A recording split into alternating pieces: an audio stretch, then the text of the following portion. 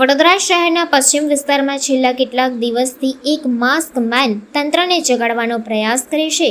Ward number 10ના road પર પડેલા ખાડાઓને લઈને વિરોધ કરે છે. વોર્ડ નંબર 10માં રોડ રસ્તાઓને લઈને કેટલીક સમસ્યાઓનું સર્જન થયું છે, જેમાં રોડ પર પડેલા ખાડાઓ વડોદરાના પશ્ચિમ વિસ્તારની મુખ્ય સમસ્યા છે.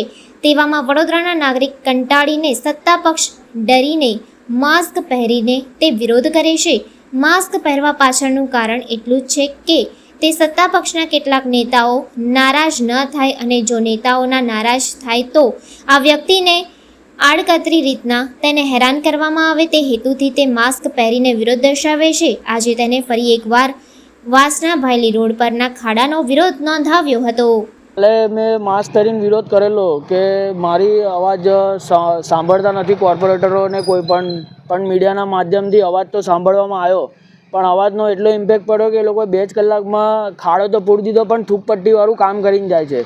સરકાર અમારી પાસે પૂરેપૂરો કર વસૂલે છે, બરાબર, તો કામ બી અમને વ્યવસ્થિત કરીને આપો, કે નહીં કે અમારા સંતોષ માટે કે હા ભાઈ અમે ખાડો પૂરી દીધો, એના માટે કરવાનું નહોતું નથી. અને બીજું, સરકારમાં એવી અપારદર્શિકતા છે કે આમ નાગરિકના માટે કોઈ સેવા હોતી નથી. પણ અહીંયા અમારા ત્યાં સ્નોપલ જવાનો એક રસ્તો છે, ત્યાં એક એવા મહાન વ્યક્તિ રહે છે કે જેમના કહેવાથી બેરીગેટ્સ લાગી જાય છે, જેમના કહેવાથી એમના રોડ સુધીનો પેચવર્ક કરીને આપવામાં આવે છે.